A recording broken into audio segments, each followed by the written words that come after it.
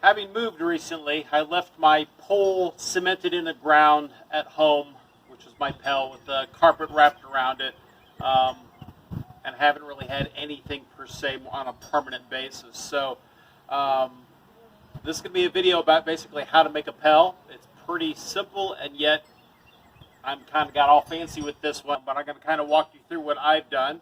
If you can't work outside, or you have an apartment, whatever the case, really quick on this note, this is an indoor Pell that I made years and years ago. $25 investment, 6-foot pole, support base. You can pretty much use anything you want as the bottom. It's not really for power generation, but with all the different colored tapes here, I can work on accuracy, I can work on technique. I'm going to hit 3 shots in the same spot from different angles, whatever the case. So if you have questions about this, please reach out to me. That's fine. I'll answer you for sure. But again, if you're in an apartment, this is just a super easy way of doing it. So for this, 45 bucks, thereabouts.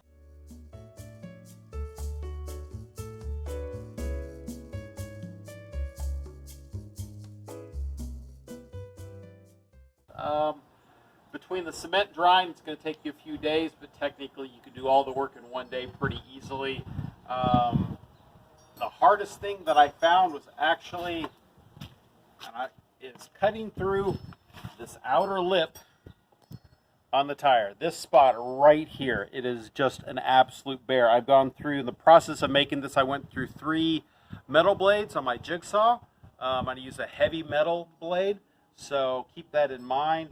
Once you get past this, it's kind of like butter going through it, but this edge piece is really, really difficult. The one thing that we're not going to be really actually going into is actually cutting this outer lip around here. This is a 19-inch tire, actually, so the size really doesn't matter. It's just whatever you're comfortable with. This is super solid. It is not going anywhere. I probably could have gone a little bit lighter. I used 3 bags of Quikrete. Again, maybe overkill, but I like building things forever. I bet you guys weren't expecting to see me here, were you?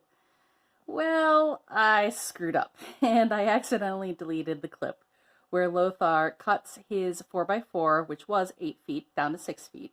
He then draws a circle on his plywood, and he cuts that out, and then he screws the 6-foot 4x4 into the base, the middle of the plywood round circle.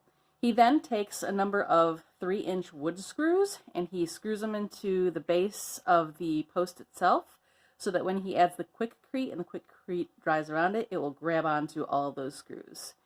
We now return you to your regular broadcasting of Lothar being a lot smarter than Aveline. Alright, so the next step is going to be securing the base. It's possibly an unnecessary step, but again, I want to make this forever. So before you get to this point, before you pour your concrete, you also want to make sure you have the height where you want it. So on first glance, this looks like it might be a little bit shorter than you might want to go, but I'm going to be adding some tires to this later on, so you'll see the end result will be a little bit higher, so it should work out just fine. If I was going to leave it just wood and then wrap it with rope, I'd probably go a little bit higher with it. So the chance of this shifting once everything's in is pretty limited, but still, again, wanting to making it forever. So we're just going to draw some screws right along the base and just kind of plant it.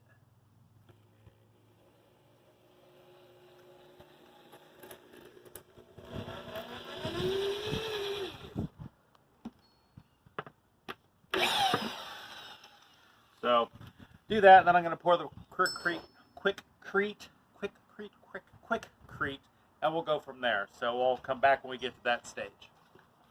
Really, we're to this point now. The base is fairly secure. It's attached to the tire as much as I really need it to be at this point. Add the Quikrete.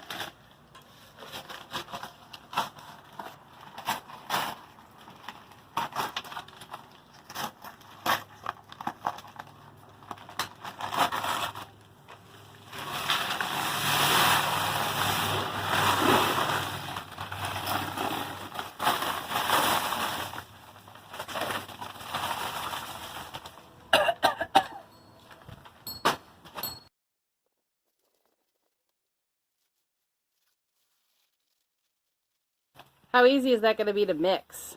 You don't have to mix it. You just basically add water and you're done. Nice. So, it's a nice thing about this. Now,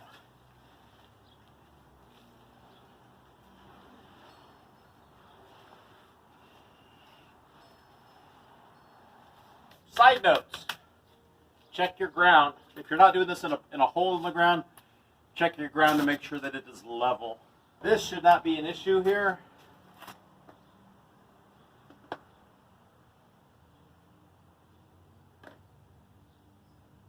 Looks good.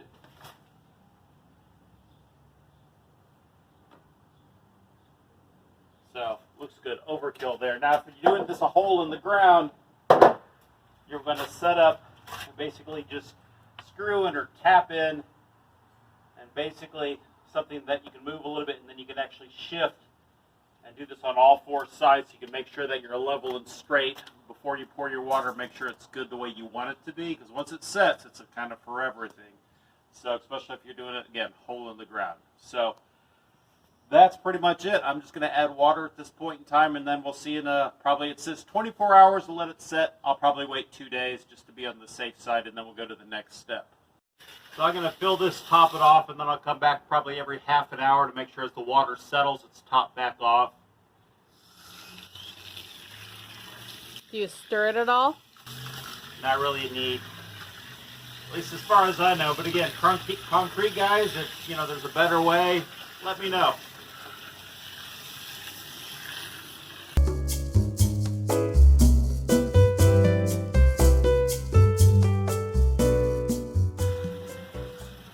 Hard thing about all this is going to be keeping the 2-year-old son Oliver from playing with the water over the next couple days. I suspect you're going to have Hot Wheel tracks through some of the bottom of your concrete. So this again is back to the 18-inch tire. Having it clamped down is going to make things a lot easier for you. I've got this particular set broken into quarters, where I've got this one in halves.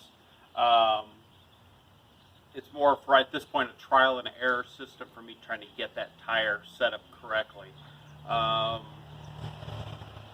Just go from there. I'm oh so excited.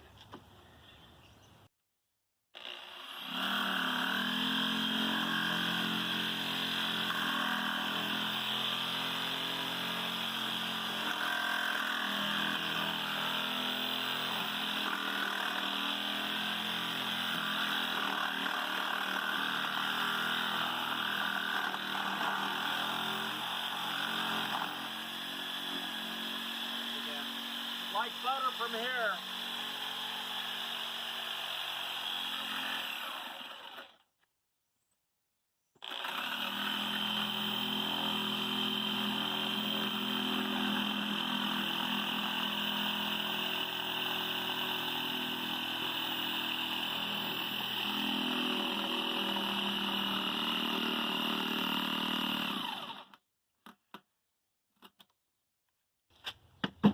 So that portion's fairly easy. I'm going to go ahead and flip, get it from the other side.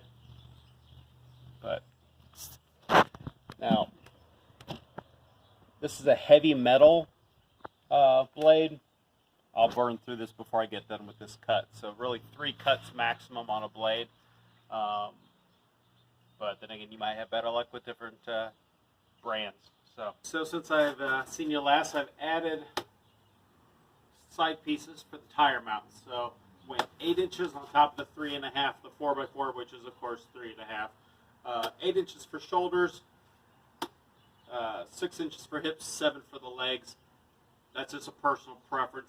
Now, if you notice my shoulders here and the points here, one, I'm going to get a little bit of addition from the tire, but also when you're fighting, you're down a little bit more. So I kind of mimic that. Again, it's personal preference on where you want to go. One, additional supports on the side.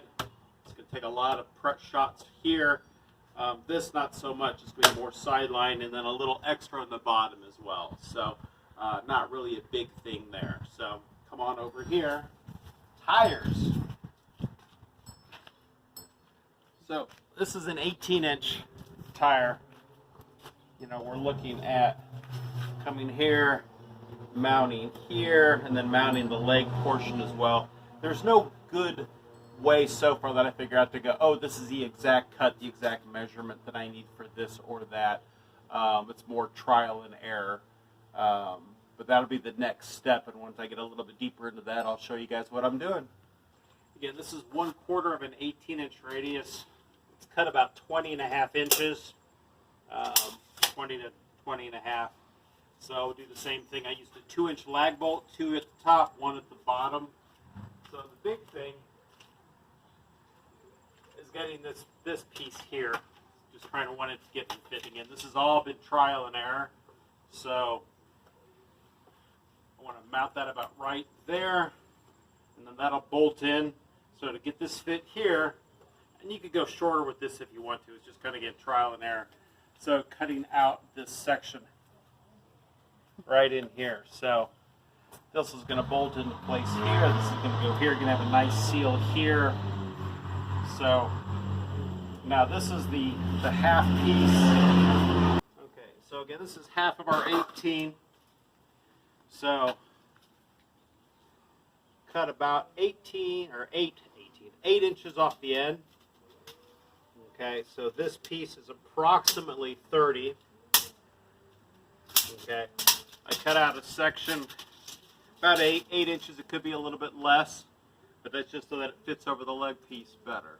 So once that goes on, you can take this last piece and you're going to set it up as basically a shoulder spot. Drill a couple holes in, and then you're going to mount the top for the head.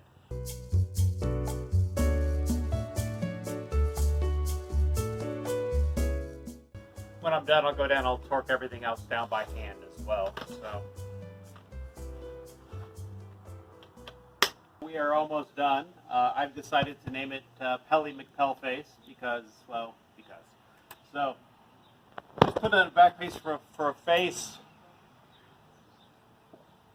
Took a 24-inch tire, cut it in the center, and it just basically hold it in place.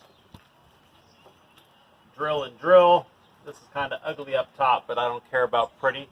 So when we're done with that, that'll be it. Nice and simple. Start doing probably some Pell videos within a week.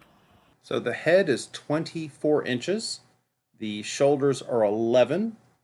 We have 32 inches for the side of the body with an 8-inch cutout, and then 21 inches for the legs. On a side note, one of the 8-inch cutouts I ended up using for a face behind the headpiece. Hope you guys like it. If you have questions, again, please leave them in the comments, and I will definitely get back to all of you. Thank you so much.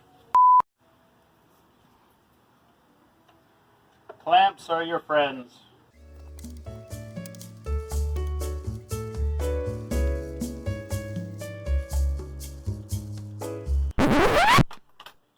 Ta-da! Start over. It's fine. I'll just keep it going and then I'll edit that out.